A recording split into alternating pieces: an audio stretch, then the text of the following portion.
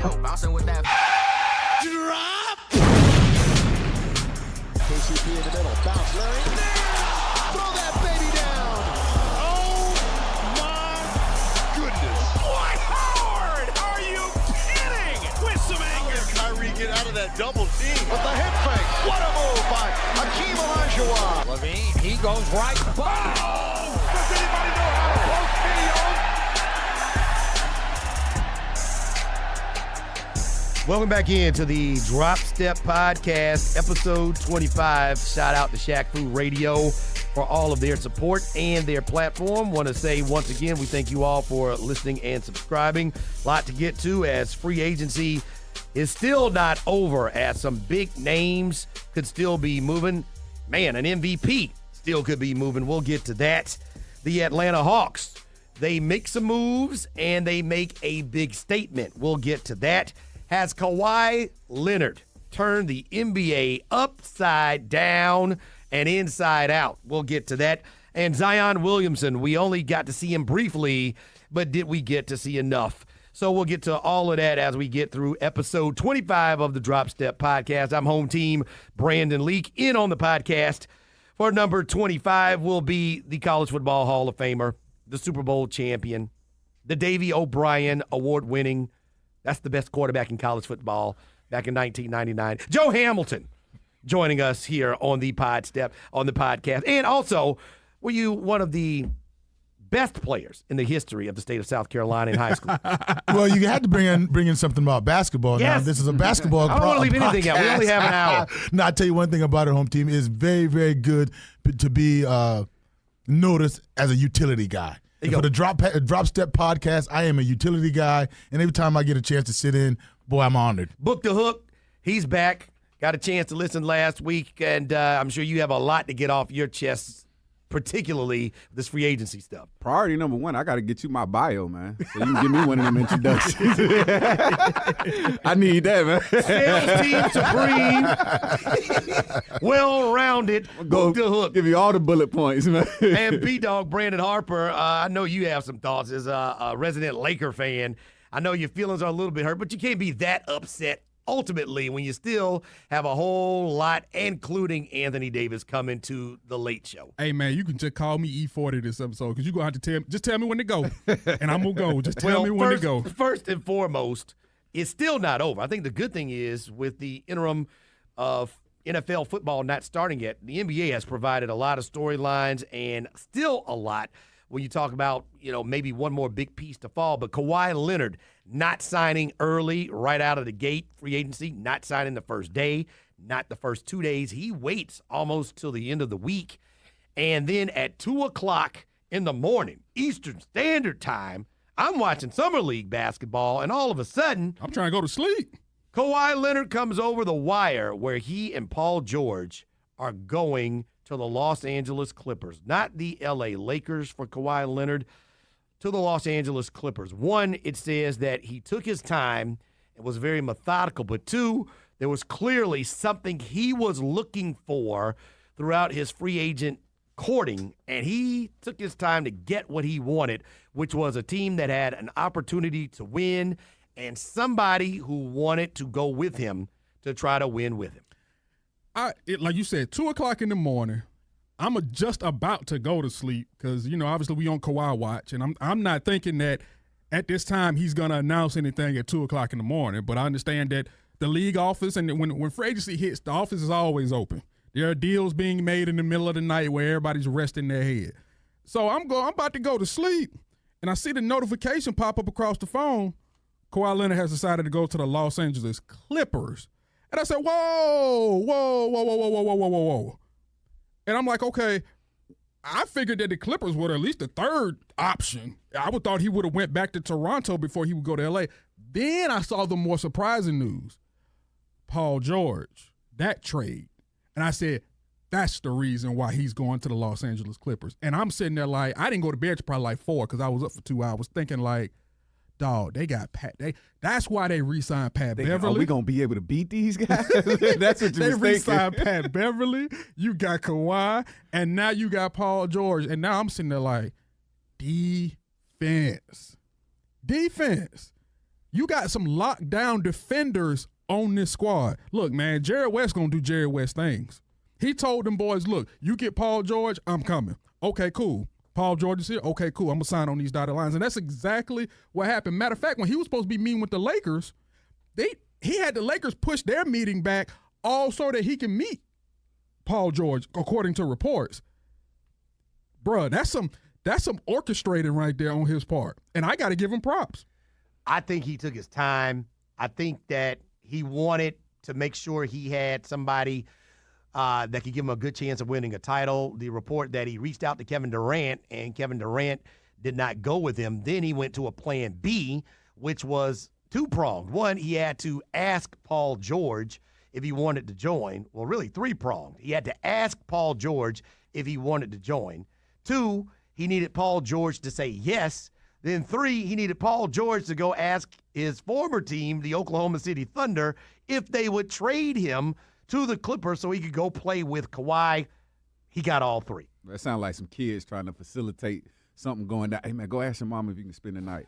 Yeah, that's funny. My mama said, yeah, now you go ask your mama. Bro, we about to have a big time spending night tonight, bro. Like, that's exactly what happened. But, like, Kawhi pulled an extreme power move, man. Like, that's the most admirable thing in all of this to me is that Kawhi took his time, was not rushed by anybody, by any of the moving parts going on around him. Like, he knew what his goal was.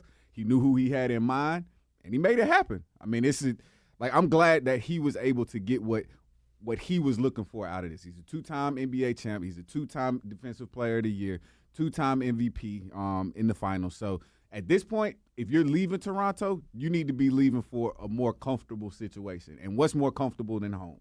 And what's more comfortable at home than having a homeboy at home with you? So I'm glad for them cats to get back out to Cali. It's going to be interesting to see what they can do this season, though. Be careful of the precedent you're setting now. Be very, very careful. And I'm talking about Adam Silver, and I'm talking about the NBA. Now, Kawhi Leonard did his due diligence. He came in like a thief in the night.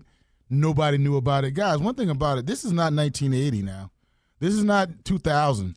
This guy made all the moves. My main home team said threefolds. Ask Paul George to go to the GM, talk to all kind of people, the Clippers and all those type things.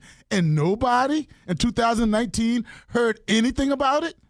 The Jalen Roses, the Stephen A. Smith, the Woj, the Shelly, what's her name? Shelbourne. Yeah, Ramona Shelbourne. My fault. Nobody knew. So that goes to show about Kawhi Leonard's Uncle Dennis, his inner circle, and maybe he put those guys on notice. If I ever hear anything leaked about what we said in-house, I'm going to scratch you off. That's who he is. And I like the fact that he was able to call other people. And I'll say this again. A lot of people like to talk about LeBron James.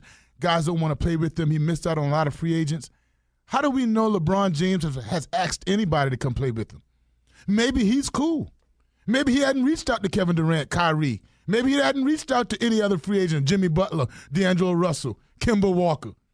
We don't know that. So now Kawhi Leonard, we know that he's a guy that will call anybody in the league and say, do you want to join? Our games complement each other. Let's go for it. And I will say this, that we don't have anything on record of him verbatim asking, hey, or telling people that he wants this guy to play. LeBron has a very strategical way he does things. He has a very... Hasn't worked, Harp. It hasn't worked, but we know that he's engaged with certain guys to possibly come team up with him. We saw even... Now, AD, they got AD over there. I'm pretty sure he's talked to AD numerous times. LeBron like to flirt, man. You just got to ask for the number. But like I said, I'm pretty sure, he's hollered at him. Hey, man, I know you're not happy in New Orleans, right? Nah, I'm not happy. Well, you may want to come on over here to sunny LA. It's always sunny, ain't no humidity, always beautiful out. You got the endorsement money. I know how your brand is. You're the brow and everything. We can get you some more money. Matter of fact, I'll put you in the movie I'm doing. What movie you doing? Space Jam 2. Word? For real? Yeah, I got you. Come on and mess with me. Come and win with me. It's hard for me to go down that road with you, Harp. Very hard. I respect what you're saying. It's very, very hard because I think the Rafters, the championships that the LA have, and all those little things got an AD there. Oh, that we don't want to give LeBron. I don't want to give LeBron too much credit for that. He wanted to go there regardless. Right, but LeBron, yes, but does AD go there strictly because of that? Yes. That's going back. Yes, I think AD does go to LA without a LeBron James. I don't know about that one. What makes you think that? I mean, there's no track record up to this point that says LeBron got this guy there. There's nothing there. LeBron's never been that superstar recruiter that some people paint him out to be. But if you dig deep into it, there haven't really been people that have come to follow him. You're right, and I don't know. I don't think any of us really know either way it goes. Only reason I'm leaning more on the fact that I think one big reason that AD is going there because of LeBron, because if I look at that Lakers front office, and I remember we talked about if there's one organization who can kind of get over anything because of the brand, it is the Lakers. Yes, however, I'm thinking if you're looking at their front office and you're looking at this function of Magic being there and leaving, you don't know who's running things between Pelinka, Jeannie Buss. You even got the Kurt Rambis and his wife that has a say in this. You don't know who has a hand in what. But I think when you have a guy like LeBron who can talk to a guy like AD, both of them all pros. Obviously, AD is he hadn't won anything, but he is a top 5 player in this league. You get a guy like LeBron able to talk to him and say, bro, look, come to LA. Get over here. We're going to find a way to get you over here. I think that may have kind of seeped in his brain. That's been sitting with him for a while to say, you know what? Let me go play with a talent like LeBron while he's still here. Let me see if I can go win with a guy like him that's playing for a historical franchise, not just an ordinary franchise, a worldwide historical franchise. So I think he has a little bit more to do with it than we want to give him credit for. A little bit more to do with it, yeah, Hart, but I think LeBron James and his ability to give his pitch is just what you said about LA Lakers.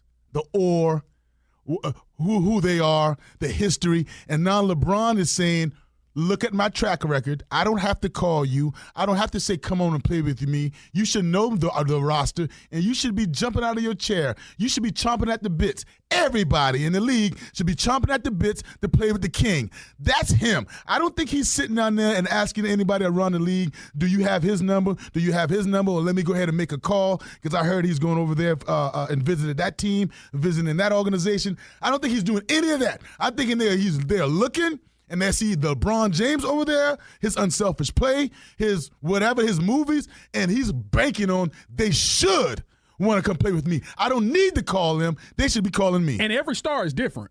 Every star is different. What AD did is not something that obviously Kawhi wanted to do, or somebody like Paul George who could have been here a year ago if they would have traded for him. No, but they did the same thing, Harp.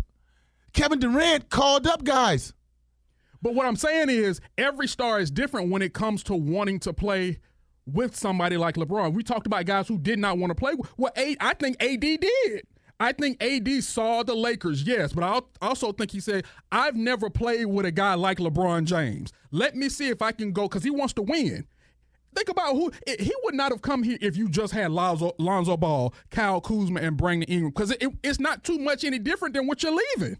You'd be better with the Pelicans. Well, they are calling the Lakers now the Los Angeles Pelicans now. Now that Boogie Cousins and Anthony Davis and Rajon Rondo are now back. That same core of 3 people 2 years ago took the Pelicans to the playoffs. They were supposed to be a team that was supposed to compete in the West. Now they all have found their way to Los Angeles playing with LeBron James. One quick question, fellas. One quick question. If AD is not in L.A., does LeBron James land into these free agents? That's my question. Because based on history and based on this year, nobody else We're talking about stars, right? I'm just saying, I'm just talking about the guys that were up, all of them.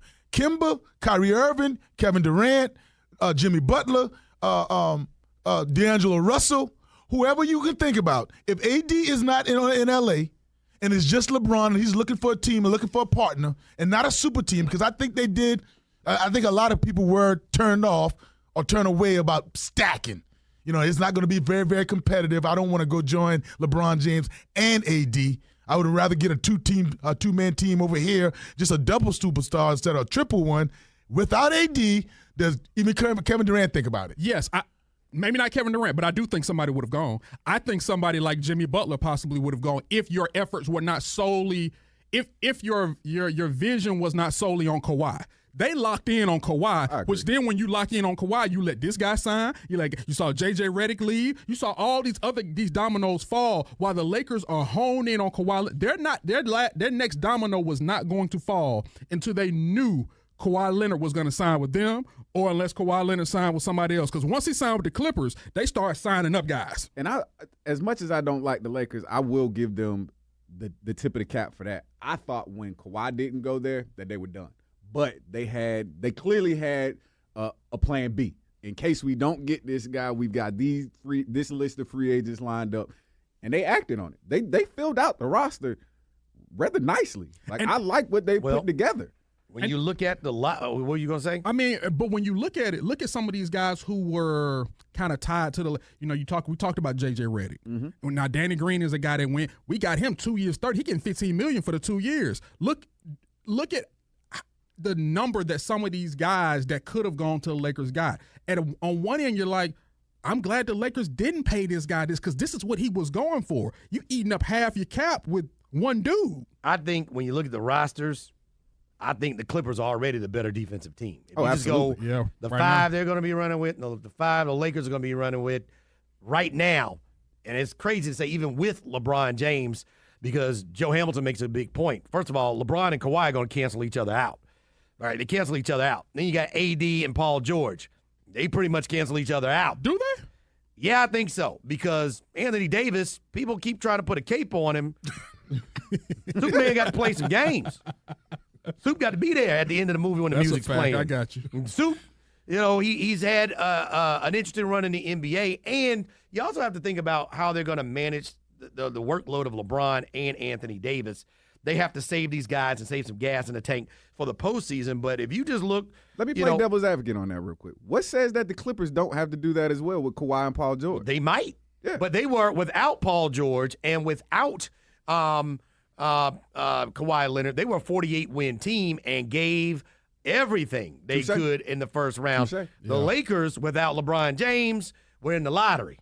So they are a different stack. They're stacked differently. But Patrick Beverly and Rondo with your point guard situation, Landry Shamet and Danny Green, Paul George and LeBron James, Kawhi Leonard, Kyle Kuzma, Ivica Zubac, and Boogie Cousins. They're kind of similar, but I think the Clippers are the better team defensively, and it looks to me on paper the Lakers aren't a running, spread-them-out team. They're going to be a more let's play in the paint half-court team. What does that mean in today's NBA for them? Well, Boogie's the wild card to me, and I say the wild card because after you come off an injury like he did, he played his couple of years in Golden State. He's only going to get so many more opportunities to kind of get your body in shape, get slim down a little bit, get back to being some version of Boogie Cousins. So I think if this offseason, if he can get in shape and he looks at it like, you know what, this is the next opportunity for me. I don't know if my time has passed for me to get a max deal, but I don't think my time has passed for me to get some good money somewhere else. Let me get my body in shape.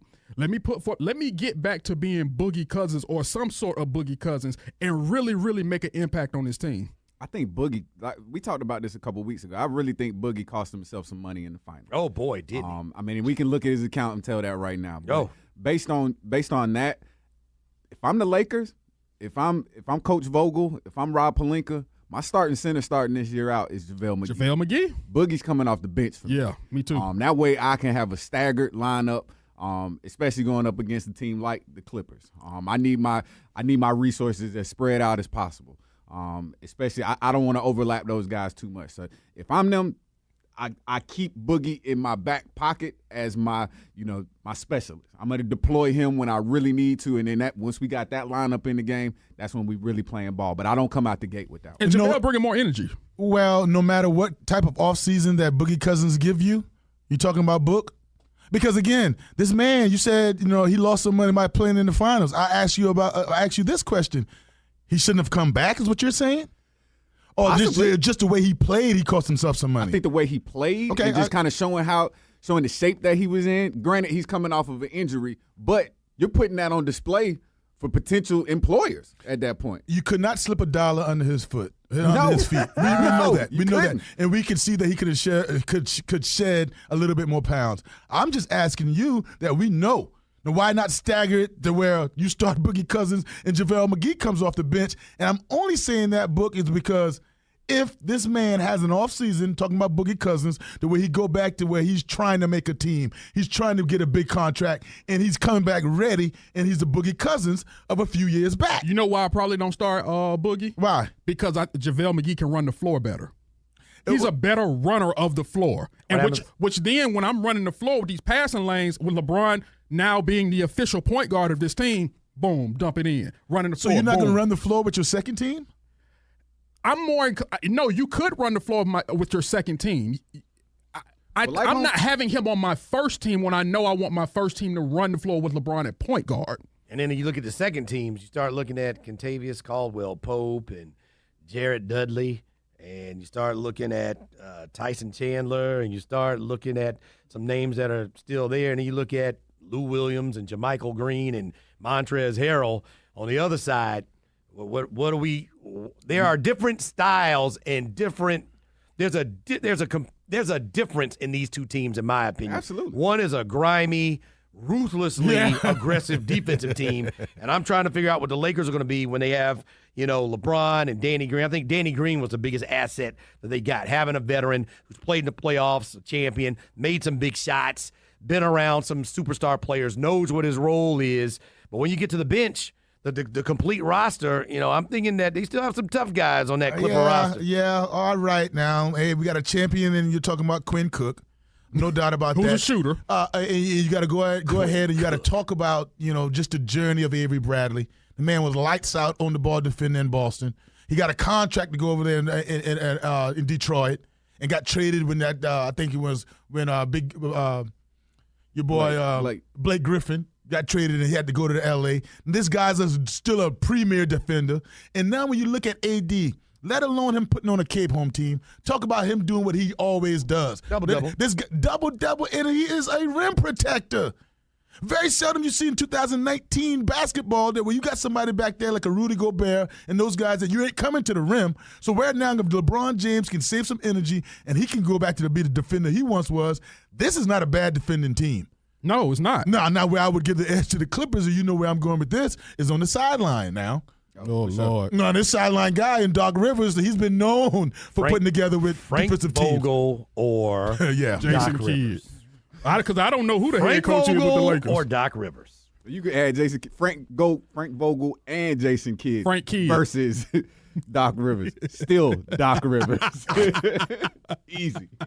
Yeah, I think it's going to be interesting, and for anything, one of the biggest markets in all of the world is going to have Kawhi Leonard and LeBron James every single night. They'll be playing in the same building, and it's going to be good for the NBA overall because they're going to be on a lot of nationally televised games and a lot of back and forth, and where they end up. My God, I threw out what happens if the Lakers are 4 or Clippers are 5 or the Clippers are 4 and the Lakers are 5 and they meet in the first round at Staples Center in the first round. Oh, my goodness. I mean, I wasn't anticipating us giving them a blackout in the first round, but if that's the way that happens, hey, you got – hey, when it's your turn to get knocked out, it's your turn to get knocked out. We ready? I'm here for the Patrick Beverly versus Rajon Rondo fight. Like, I wonder how many LA versus LA games we got to get through before these guys scrap it out. Like, it's coming. Like, they just going to get on each other's nerves, full 48, and it's going to happen. I don't see Doc Rivers wasting him at all on Rajon Rondo. I don't see Doc playing Patrick Beverly on Rondo at all. Put him on LeBron. I mean, that's a little bit, but he's not going to – don't use that kind of talent on Rondo. he might catch Patrick Beverly in a switch. We need him on a switch. Yeah, but that wouldn't be his primary guy that he's defending at all. Well, when you look at Kawhi leaving, it changes the East. And so it really begs the question, ultimately it's good when you have somebody of Kawhi and Paul George – and their playing abilities in a big market. But what does that do to the rest of the balance of the league? And so now you're left with the Nets without KD for a long time. Maybe he sits out all next year. Maybe he comes back towards the playoffs. I think the Nets are still a playoff team even without him. But what does that mean at the end of the day? How far can they go? That leaves you with the Nets, the Bucks, the 76ers, the Celtics, and then whatever the Pacers are going to look like as teams you could shoe in, and then where the Raptors are going to fall in without Kawhi Leonard. They were a tough team without him for 22 games, but what does that mean for them? That leaves a couple of openings for some teams that might be able to get back into a playoff contention, maybe the Hawks, maybe Orlando again, maybe the Heat if they're able to get Russell Westbrook, something like that. But it does change the complexion of the East a lot with Kawhi going over to the Clippers. Man, you're talking about the potential of Westbrook down in South Beach with Jimmy Butler. Now, I understand both of them are dogs, and they play with a chip on their shoulder. Unless you telling me that basketball has now changed the rules to where you playing with two basketballs, I wonder how that's going to work in Miami. I could be completely wrong, but I wonder how long it's going to take before Russell Westbrook and Jimmy Butler get at each other. Not long. Not long at all. The only reason I'm saying that, Hawk, because we've seen this movie. Do you see much difference between as far as their game with Paul George and then Jimmy Butler? Both two-way players. Yeah, Paul is a better shooter and a better defender. But Jimmy Butler is kind of somewhat a lesser Paul George. Well, That's he's his a role. two-way player. Yeah, exactly. So now I felt that Russell Westbrook and Paul George worked. So I see kind of like the same thing with Westbrook. Say again? But did it? It worked to get you to the playoffs, but can you win with those two? Oh, well, Miami needs three people away. Miami needs to, well, put it like this. They couldn't win last year. They're not going to win with Paul George Westbrook, just like they're not going to win in South Beach with Westbrook and Jimmy Butler. South Beach ain't about winning. It's about relevancy. They just want to be relevant again. They don't want to tank. They've never tanked in my eyes. They don't want to tank. You're right. They want to still at least make it to the playoffs. Right. But I tell you one caveat that we must understand, and we're going to go along that they can't exist. Eric Spoelstra, and then upper management, Pat Riley. They'll be able to sit somebody down in the office, whether it's Westbrook or whether it's Jimmy Butler. Hey. Now, this is what we're going to do. That's bottom line. I asked a question like LeBron, not getting the free agents. Is it the same to some degree with Russell Westbrook where maybe people don't want to play with him? And I say Kevin Durant was a free agent. He didn't decide to stay in Oklahoma City. He decided to go to the Golden State Warriors. Then when he became a free agent again, he decided to go with Kyrie to Brooklyn. He didn't decide to go back with Russell Westbrook and go back to the Clippers, or go back to the Thunder, rather. Paul George just got there, just went to the playoffs with him, and decided, I don't want to come back. Can you trade me, please, to the Clippers with Kawhi and Leonard? Is it the case that the stars of stars, the superstars, don't like playing with Russell Westbrook? Man, the only team that wins with Russell Westbrook is a team of 5 Russell Westbrooks. Where are you going to find that? You will not. Like, I don't think Russell Westbrook holds up any hardware at the end of his career.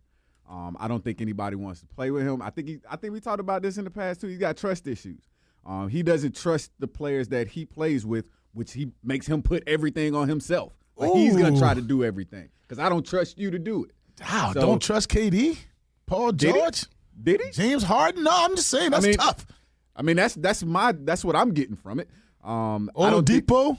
No. I mean, these aren't the type of people that he sees in his eyes as people that I can lean on. So that's why I have to go get a triple-double every night, or else we won't be in contention. Well, in Durant's case, I don't know if it was much of a trust thing as it is, oh, y'all think he's great, I'm great too, let me show you.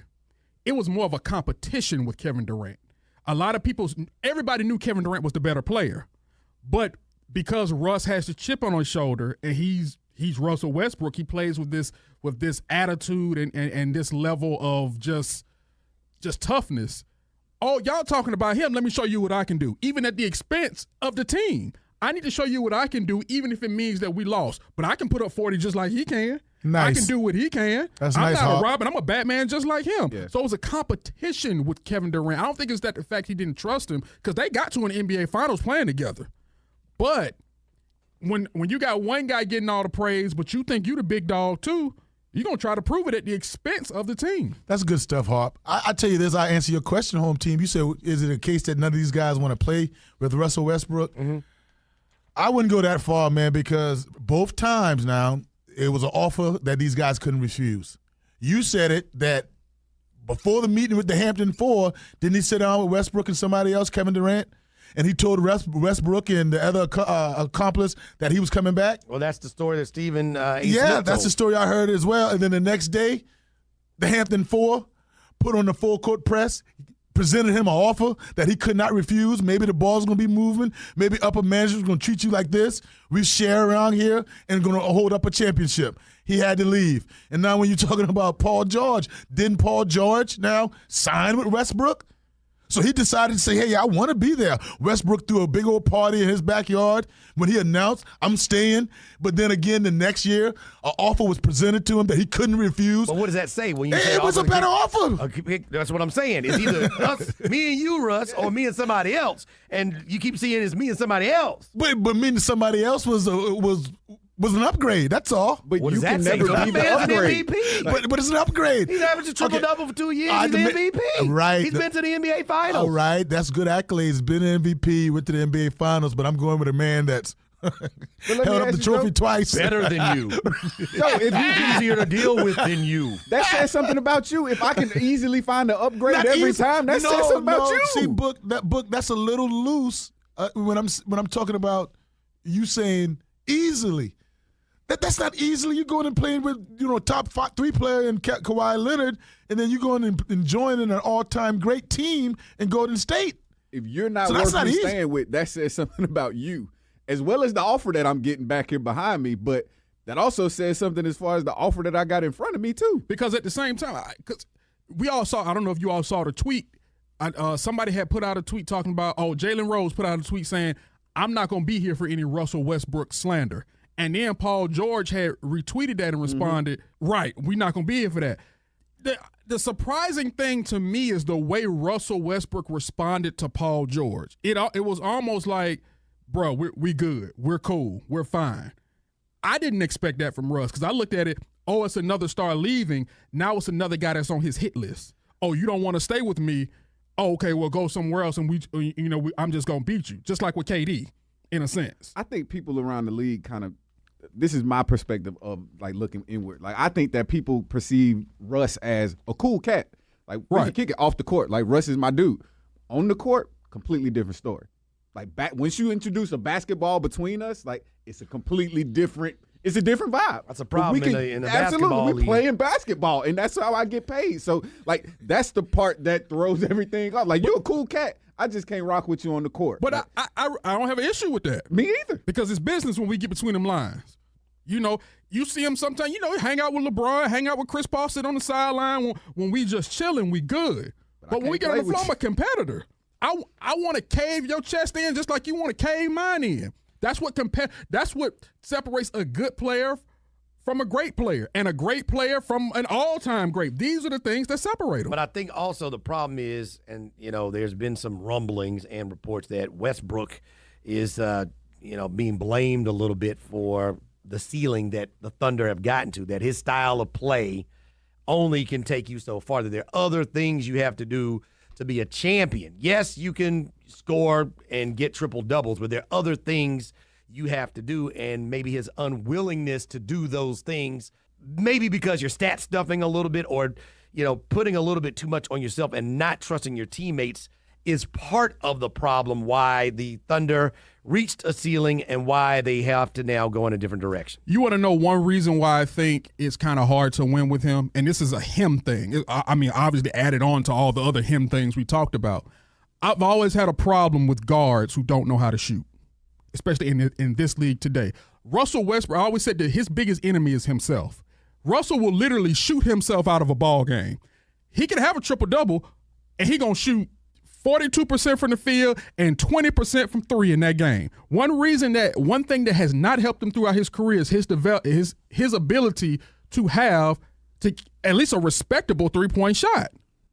So I have a problem with some guards who can't at least be respectable from downtown because it's a guards league. You need to take advantage when you're in a guards league and learn how to shoot the basketball. Why? Because you become more respectable, Ben Simmons. I hate to get on your case every time, but you're a perfect example. Yeah, but they better give him a max. Well, they had to. Yeah.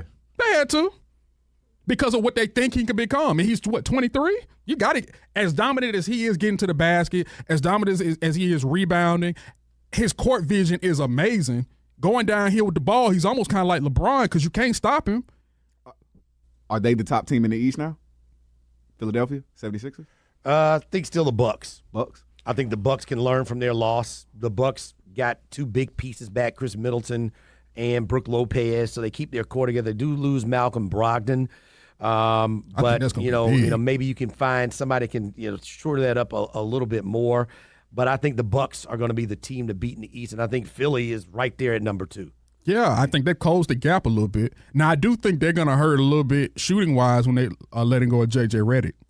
I think when you got guys who can space the floor effortlessly and they can consistently knock down shots, they're much more valuable than what people can give credit. That's why when you still got that's why Kyle Korver's still in the league. He can't do nothing else. He has no lift. He can't run, but he can come off that screen and still shoot the ball. Once that goes, he goes. But a guy can always make a living and put food on the table if he can shoot the basketball. Yeah, and play a little bit of defense. Yeah, I agree with you, home team, as far as the Milwaukee Bucks. And one of the biggest reasons is this. By Kawhi leaving, it helps out the Bucks. Because remember now, Brogdon didn't play, the first 2 series of the Eastern Conference? Right. He was out with injury. So now those guys were able to get by. But what happened after they won the first 2 games, old coach Nick Nurse said, hey, Kawhi, got the MVP over here, shut him down. And so for the last 4 games, Giannis Antetokounmpo wasn't the MVP just because of Kawhi Leonard and some of the defensive philosophies as far as packing the zone, packing the lane that Giannis couldn't get inside and do his thing. But now Kawhi is gone. Who's going to stop him in the East now? I don't see anybody doing it. Noun body. I think it's pretty much we're going to know the tier in the Eastern Conference until Kevin Durant comes back. And even if he comes back this next season, which a lot of people are saying that he can't or shouldn't, after anything, he should learn he should not come back this time until he's 100% healthy until KD shows up ready to play for the Nets. I think we pretty much know how it's going to shake out. Keep a keen eye on Danny Ainge and the Boston Celtics. Keen eye. Fair you enough. still got Kemba Jaylen Walker. Brown. You still got Jason Tatum. And Kemba Walker is a second-tier player. Very good second-tier player. I think it'll be interesting, and I think the East will be competitive. We'll see how much losing Kawhi makes a difference. The Atlanta Hawks, they are moving along. They are making moves. They end up trading Omari Spellman. I think he did it mostly to himself. They gave him as much rope and as much time as they could put up with as a professional, as they are trying to build a young core and give everybody an opportunity. He didn't make the most of his opportunity, a little bit too heavy, didn't take his conditioning and his caloric intake as well as he should, in my opinion. Travis Schlink saw enough, so he slinked him. And he traded him to the Golden State Warriors for Damian Jones, second-round pick. Hey, I'm going to tell you what, home team. You could really make some money because they're going to take some of these phrases that you had. They're going to make some T-shirts.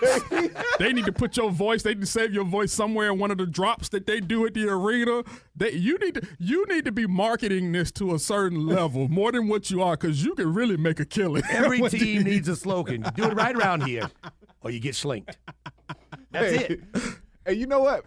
I'm proud of the Hawks. Me too. I hate to see Omari Spellman gone because we have not seen the best of Omari Spellman. I feel exactly the same as you. If he can get his weight under control, he's going to be a really effective player in the NBA. I hate that we couldn't give him as much time, but I'm proud of the Hawks for nipping it in the bud and letting people and players around the league know the Hawks are serious about business. If you can't be about your business on your end, then you're not a Hawk. You're not cut from the cloth that we're looking for people to be from around. And the old philosophy in Hawks years past, well, he's young. Right, we only exactly. won 29 games. We have plenty of time. We can let him play 69, 79 games and find out. No. N-O-E. No. There's no way he didn't walk Get in out of shape. Emory. Dominate Summer League or you're going to get slinked. You've seen the Emory facilities. Awesome. You see all of the technology, the equipment, all of the stuff all of the resources that you have at your fingertips to be able to accomplish this list that they gave you when you left your off-season checkoff list. Okay, no well, double I'm going whoppers. to counter that. Have you seen Mary Max? Have you seen American Deli? Have you seen all these wonderful... You at least got to go slutty vegan then. Slutty vegan. Have you seen all these Southern cuisine spots here in the city of Atlanta? There are no double whoppers. There are no Frosties at the Emory facility. There's that what McDonald's you right there do kinda when close. You leave is your job as a professional to put in your body, which will make you the most effective player for your teammates, your coach, the GM, and for the franchise, and they cannot control nor wait on people to do it the way they want it done. Yeah. Correctly stated, guys. Book hit the nail on the head, though. He failed his homework. Bottom line. And the organization says to everybody, when you fail homework, and it looks like he failed his homework twice, getting down to the G League, his foot, you want to blame it on that. He didn't finish the season on the roster as far as playing games. That's one whammy. Homework didn't get done. As far as getting the weight down in season, we gave you a list of things to come back ready, somewhat like Dan Quinn, Coach Quinn gave Vic Beasley, and he failed that homework. So when you fail it twice, we're not going to give you a third chance. You got to go bye-bye. And maybe it's a message throughout the team. Now, I would say that's kind of a cheap message. You know, that's a throwaway pick. That wasn't a hard decision at all. Whether you think he's promising or got a good upside, that was easy. 30th pick, you don't want to be a professional, bye-bye. But I think when you have a guy that has a mind like Travis Schlink does, I think it does send a big message because it makes anybody expendable. Yes, you may have been a big-time pick, which is all the more reason why we expect certain things from you. And if you cannot live up to what we're expecting, you'll be on the chopping block too. Yeah, I think they said that, man, Amari Spellman, you're not grateful? Yeah, exactly. Like, you see we trying to work with you, big fella. Like, just get smaller, fella. Like, hey, one thing this does say to me also about Schlink is the relationships around this league. Like, the relationships and the people that, you know, you come across and that you end up building those relationships with, they matter. You know, because the Hawks in the offseason, they bring in they trade for Evan Turner, somebody that Coach Lloyd Pierce is familiar with from Philadelphia. Then they trade for Damian Jones from Golden State, somebody that Travis Schlink is familiar with, drafted him when he was with Golden State. So the fact that they've still got these, I remember these guys. You know, I remember what they were capable of. I know how they can fit in my current situation. So it's with the work you do on the front end will always benefit you on the back end, especially in the game of relationships. So, you know, I'm glad to see that they're utilizing that as well with putting this team together. One thing I do want on the lighter side, well, it's kind of the heavier side, but you get what I'm saying. When you start drafting some of these big boys, one thing I think you need to kind of understand, ask them, what are your favorite places to eat? What you like to eat? And then you need to go to these places in your city if they are there. If you see him. And if you see this man and he's late night eating, you turn him away. I don't care what he offers you. We need him in shape, and we know his weakness. You don't serve this man. The problem is when you're paying people millions of dollars, letting them fly on charter planes where they don't even have to go through TSA security. They wind you down right there on the tarmac, letting them stay in 5-star and diamond-rated hotels, giving them per diems, treating them like NBA players. You have to have people who are dedicated to their craft. And hopefully, the ultimate message that Amari Spellman has learned is if you don't take yourself and your craft very seriously, your dream of being an NBA player can turn into a nightmare very quickly. That's what I hope he learns, and I hope he loses the weight and becomes a really good player. And I think to your point, Hook, when you talk about relationships, there's also a relationship factor when you're able to draft a guy. Remember, he was a pretty good guy, not really doing too much for the Warriors, what Travis Schlink saw, getting him to come over, but also having a relationship with the Warriors where you're not sending them trash. You know, if this guy gets himself into shape, you know, you guys have a good player too. Then you don't burn a relationship with the Warriors the next time you want to call them and talk turkey too. So I think that relationship being in place there is big for the Hawks right now, and hopefully in the future. You want good relationships with all the GMs and all of the teams, so whenever you need to make a move, they won't hang up the phone and give you the dial tone. And I wish Amari Spellman the best, but I want him to realize that you think Travis Schlink is ruthless. You go into an organization who they're used to winning as of late.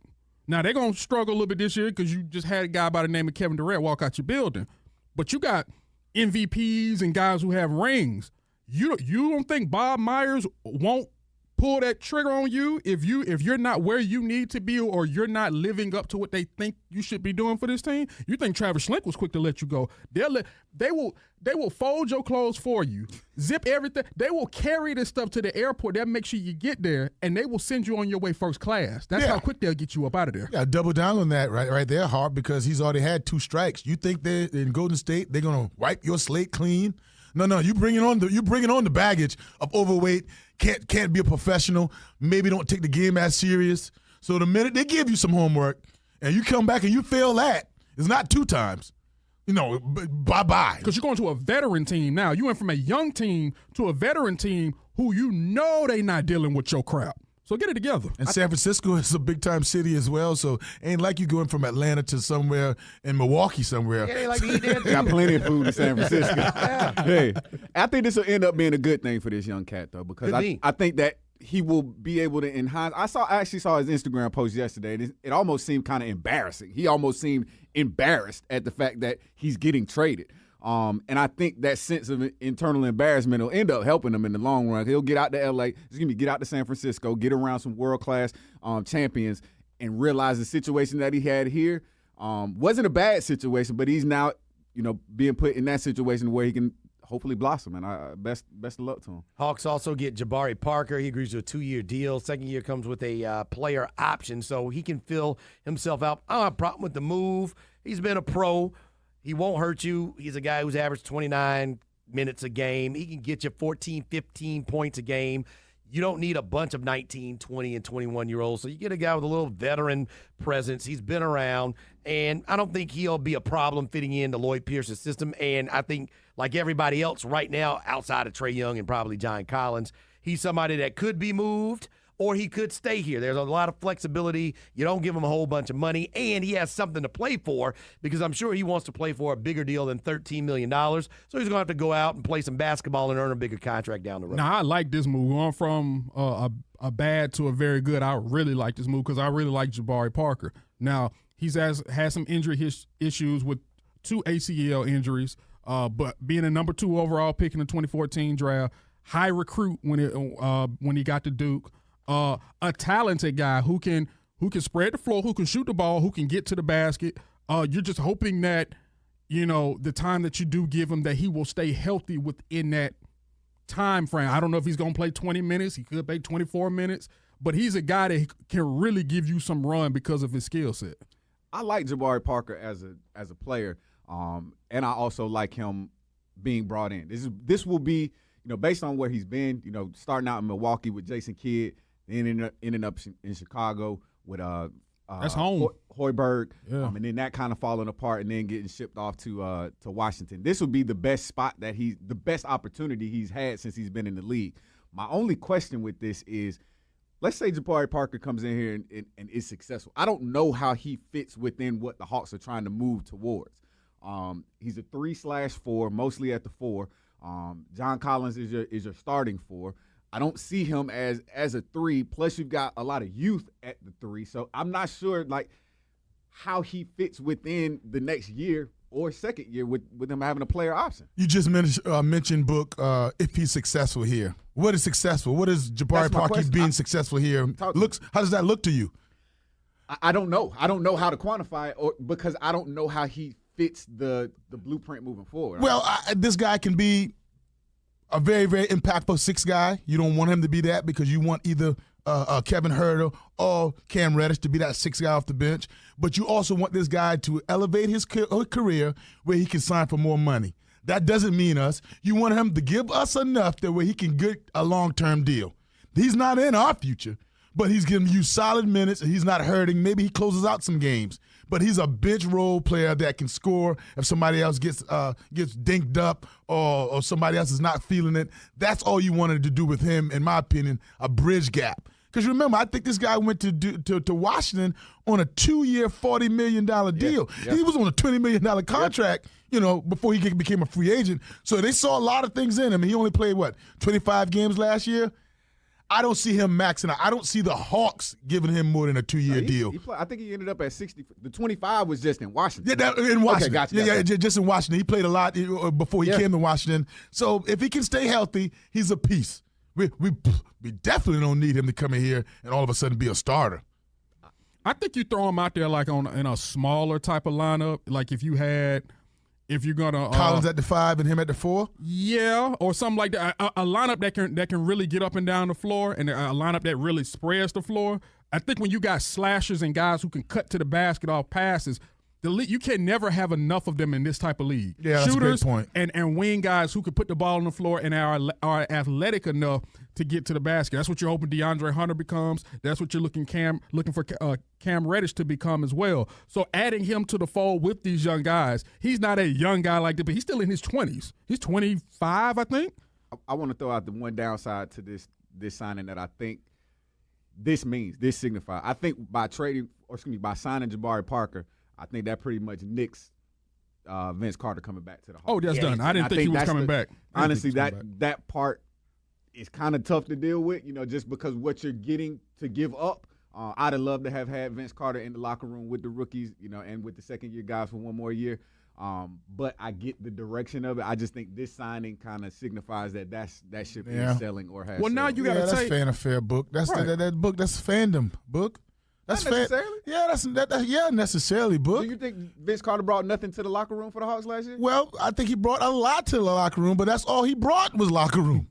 He didn't bring the. You can't do that with a team that's growing as rapidly as you want the Hawks to grow. And I feel wholeheartedly where you're coming from. He's a good piece in the locker room, but that's for last year's team.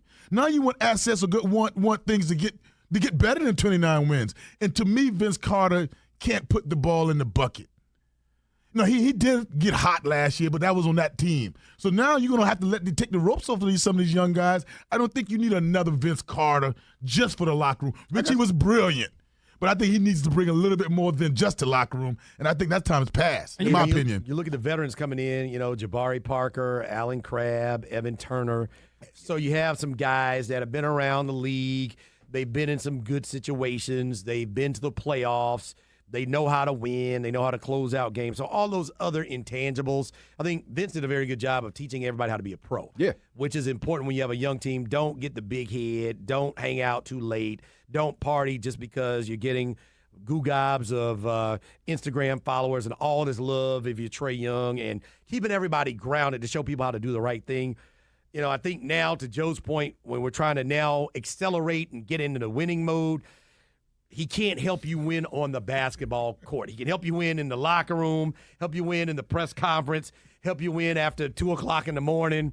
He can't help us beat the Pacers. He can't help us win some of these games in the Eastern Conference because his better days are behind him. So we're running out of roster spots. It's like when you're living at home and you get in trouble or you need to learn some things. Your parents are there to teach you. Vince Carter's like the parents. These are the kids. Now that Vince Carter's gone, it's like these kids are going off to college. Now you got to take what he has taught you and apply it with him not being there, trusting that the information that you learn, that it can now go in the application form. This year is sort of the application form.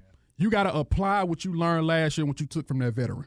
Lastly, we'll get to Summer League. You're seeing a couple of guys, Tyler Hero, and then you're looking at Zion Williamson. His first game, it'll be memorable, but not for everything that he did. He gets out there. He got out to a slow start. Then things started getting good to him. Then he ends up suffering a bone bruise and then an earthquake or aftershocks from an earthquake, cancels the game. And then we find out that Zion Williamson will not be participating in Summer League activities anymore. So a whole lot to get through. But ultimately, he got out there. People wanted to see him. And the next time we'll see him will probably be in preseason once training camp gets up and running for the Pelicans. I only have 2 issues. I don't even know if they're concerns, but issues. Joe talked about this. Joe and I talked about this today on our show, on the Home Team in Hamilton show, on the Sports X in Atlanta. Not problems, but just something to think about. Do we have to put these things in our back pockets? One, even though they've been fluky and freak, and it's a short sample size, injuries. Is Zion Williamson a guy you have to worry about being injury prone? And 2, weight. At his height and his age and his size, it's okay as a youngster. But at 285 pounds, playing 100 games when you're talking about the regular season, and if you end up going to the postseason and your preseason games, 100 games a year, is that going to lead to problems? Is weight going to be a concern with Zion Williamson, his explosiveness, and him being able to be all he can be? Well, I think you're going to have to worry about injuries because of the weight, like you were saying.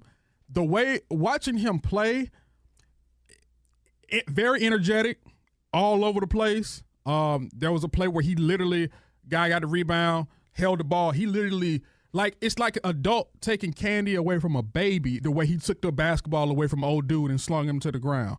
But I do think the way that he gets up, and we said this about him in college, the way that he can get up, we've never seen somebody that size, that athletic. And I really think in the league, when you're getting bumped and you're getting pushed around even more, you with some grown men now, and you're coming down on those knees consistently, it may be some worry. There may be some worry there because he may have to lose a little bit of weight because of how he plays. If he didn't play above the rim like he does, we wouldn't have as much worry. But he plays like somebody that's 220 and just up and down the floor just running. So the excitement's there, the talent's there, the upside is there.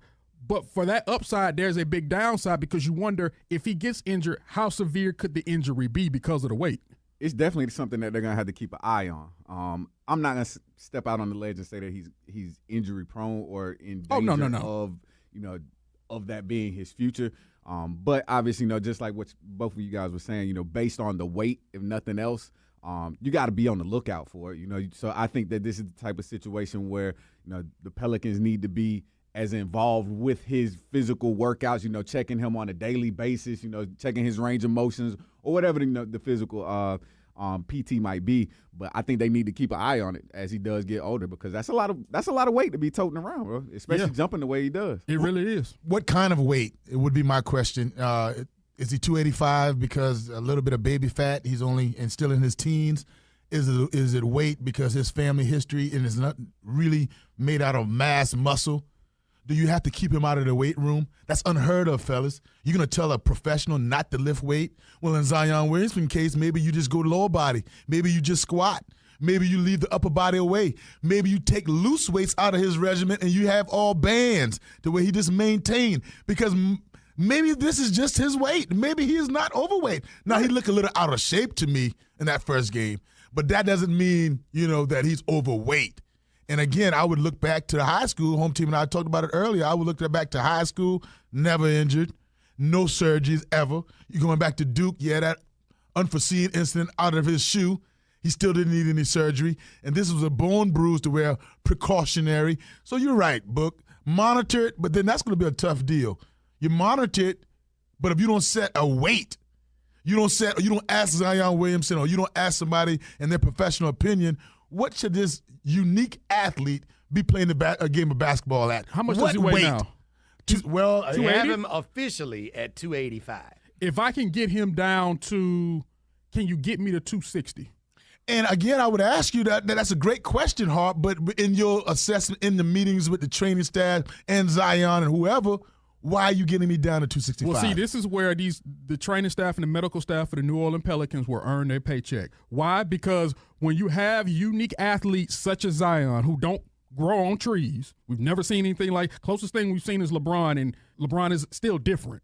This is where you have to start getting together and analyzing what his nutrition is going to look like. Like you said, are we going to take the free weights away and we're going to work on more flexibility with the bands? This is where that medical staff is going to earn. The medical staffs have not been under a bigger microscope than they have within the last year. Because you got stars going down. Should this player have played? Should he not have played? He done got injured again. It affects so many things.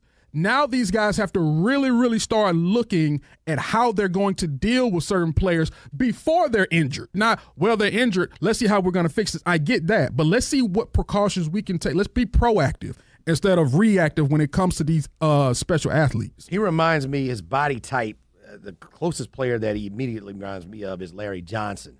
When he came in the league out of UNLV and he played with the Charlotte Hornets and then went over and played with the Knicks. 6'6", 250, and that was big for back then. And even as he got older, he was big. But Zion clearly is a little bit more explosive and more athletic. And even when Larry Johnson got older, he was still a big guy. And at 6'6", 250, Zion 6'7", 285, you can see just how much bigger he is. I'm with you guys. Maybe it's a different workout. Maybe just take the bar and put no weights on it. Let him rep it out 200 times. I don't know. Just go for the reps. But, maybe it is a delicate situation where he has to take care of his body, but you don't want him hulking up because the NBA now, everybody is running up and down. And if they expose a weakness and maybe you can just wear this guy out by game 50 of the NBA season, he might not be the same player. That's something he's going to have to look out for as well. This is the biggest test right here, fellas, for Zion Williamson and the training staff. When you first get in, you got that thing that look like a scissors, and they're going to pinch on the side, and they're going to check his body fat. How much of this 285 is body fat? And we might put you on a regimen to get your body fat down from a 22% to 15%.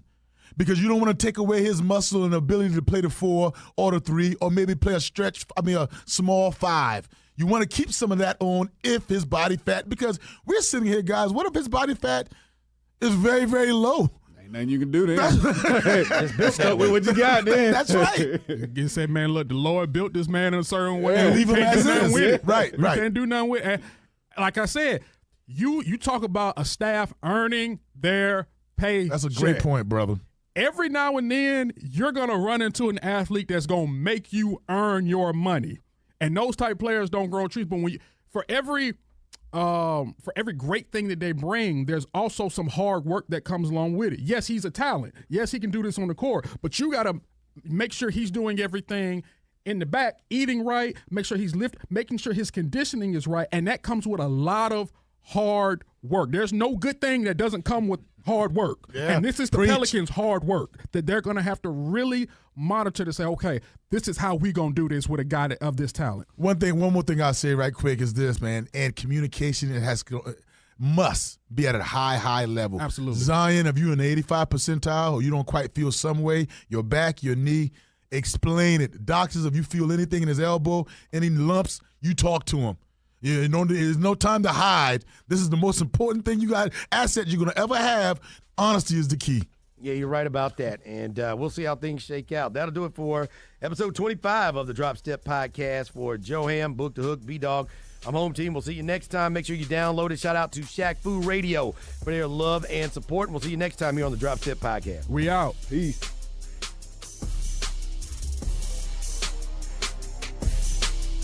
Make sure you comment, rate, and subscribe to the Drop Step Podcast on Apple Podcasts for iPhone users and Podbean for Android devices. You can also hear the podcast on Wednesdays and Saturday nights on the Shaq Fu Radio app.